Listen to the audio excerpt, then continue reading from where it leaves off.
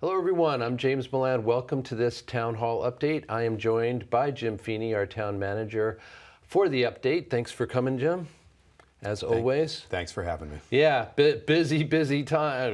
We're always saying this, but for real, we have lots to talk about. We are going to get to the town being awarded an EPA clean bus rebate. We're going to talk about the webinar on ADUs, or accessory dwelling units. The clock tower, people have seen what has happened in the last week or so. We'll want an update on that. There's an accessible path that's connecting Drake Village and the Reservoir, and finally Arlington Civic Academy, which I always enjoy talking to you about. All those to come. Let's start with the big news of the day, and that is you recently reported to the town, to the community, that Arlington has been a victim of a cybercrime to the tune of about $446,000, I believe it is. So in your letter to the town and the companion FAQ, frequently asked questions, there's a lot of detail, and it's very illuminating. But is there anything that you'd like to add now for our audience? Sure, and thank you, James, for the opportunity to address this. First and foremost, I just want to say I am sorry this event happened, and I want to apologize to our residents and taxpayers for the fact that it did happen. It was very much so a textbook business email compromise attack. As you mentioned, there is a letter and a companion FAQ that walks through as much details as we could put out there, and that is available on our website. What I would add, and just want to reassure folks, is that loss is we are in a position to absorb that into the Arlington High School building project budget, but it will not have any impact on the project schedule or the outcome of the project. So I want to reassure that the project that the community is expecting is the project that will be delivered. Our efforts to recover the loss continue, and we hope to understand what our recovery from our insurance carrier will be soon. Cybercrime is certainly on the rise. We are constantly under attack, especially in a post-pandemic world where we are overly reliant on email and technology. We have fewer in-person interactions, and less phone calls. So, we are committed to continuing to take steps to harden our organization as a target, including through training and investment in tools that will help track evolving threats. This isn't sort of a one and done situation. These threats continue to evolve over time, and we need to be sort of sharing with our employees and testing them, and almost, essentially fishing our own employees with what some of the latest attempts and methods are. So this isn't something that we can sort of make some easy fixes and move on and just pretend that the risk doesn't exist, right? Like, this will continue to be an evolving threat, and it's something that we're just going to have to deal with, as every other institution or corporation does, for the foreseeable future. Yeah, I think about it in a personal sense. We're all, equally vulnerable, and we hear this, we get this message all the time.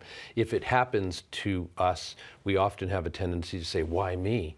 And there could be a version of that, for the town. You can't afford to do that. You need to deal with this, put things in place, move forward, understanding that that threat is going to continue, as you said. So Agreed. Very sobering, but we will keep checking in with you. I'm sure you will stay as transparent as you've been so far with what's going on and sharing information as best you can. We look forward to helping you do that and get it out to the community. Appreciate that. So moving on to some better topics, and a very familiar one, in that Arlington has once again qualified for some money coming from another agency, in this case the EPA. Tell us about the Clean Bus Rebate. Sure. So as you mentioned, the United States Environmental Protection Agency's 2023 Clean School Bus Rebate competition results were announced. Fortunately, Arlington was awarded $200,000. I know that, I believe one of my predecessors had talked about it previously, when we were similarly awarded when we bought our first 2 electric school buses. So this will be a grant to support the purchase of our third, and that will be to replace a one diesel bus that is already in our fleet. Obviously, that will reduce our greenhouse gas emissions and help us move towards our goal of reducing those climate changing greenhouse gases. And would just want to take this opportunity to give kudos to Talia Fox, our sustainability manager, for handling all the paperwork and other efforts that going into putting the town in as good a possible position to secure this funding. Yeah, I have to say Talia's name does come up quite often when we're talking about money coming into town. So well done, Talia. So yeah, let's talk about accessory dwelling units, which is definitely something of great interest to people here, and an opportunity for people to find out more about them, right? Yeah, sure. What we colloquially know as ADUs, accessory dwelling units. I think we're probably up to somewhere between 10 or 12 having been constructed or are now permitted to get constructed in Arlington, which is exciting. Obviously, we passed Arlington's ADU article a few years ago, so as sort of word is out on ADUs, town staff will be joining a panel of speakers for an informational webinar to discuss ADUs, and that will be on June 12th at 7:30 p.m. via Zoom. It's being hosted by the town in conjunction with a group called Equitable Arlington. So anyone who's interested in learning more about what defines an ADU and the process for going about constructing one on their property should tune in. They can learn about the warrant article that allowed these to be constructed in Arlington, a breakdown of the applicable zoning regulations, and to understand where an ADU could be built on their property. They could be attached, detached, where can it be in respect to the property line. So there's a lot to learn there, and we're very fortunate to be able to offer a case study presented by the Housing Corporation of Arlington that will detail their experience with the 100% electric, 2-bedroom, affordable ADU that was put in place at their existing two-family home on Dorothy Road, and that is a detached standalone unit. It's really quite remarkable.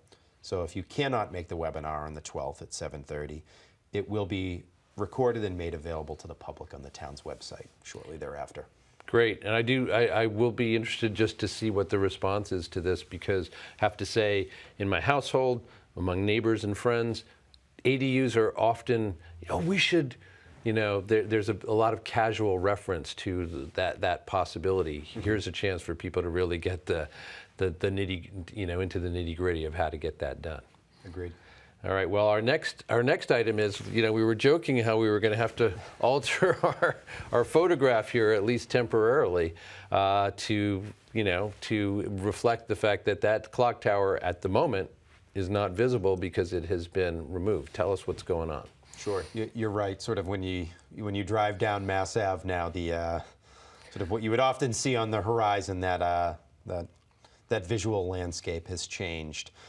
We're almost fully wrapped up with demolition of the clock tower, which has happened over the past, approximately 10 days or so.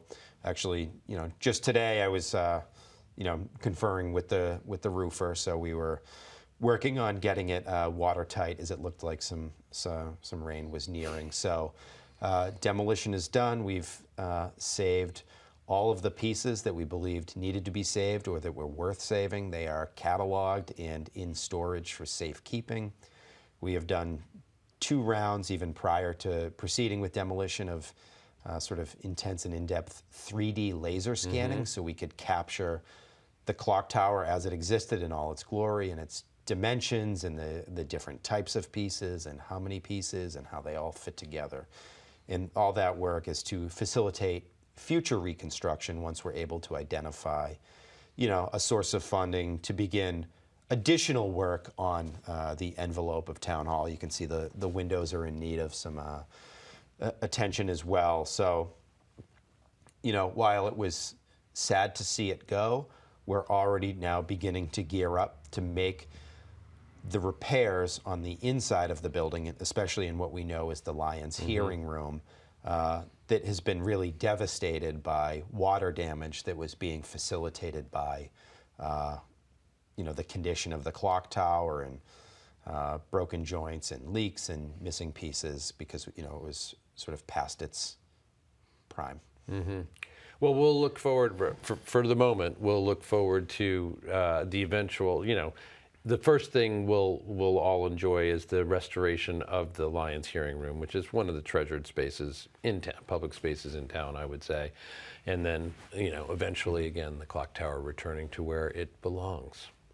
All right, thanks for that. So we've got a couple more items.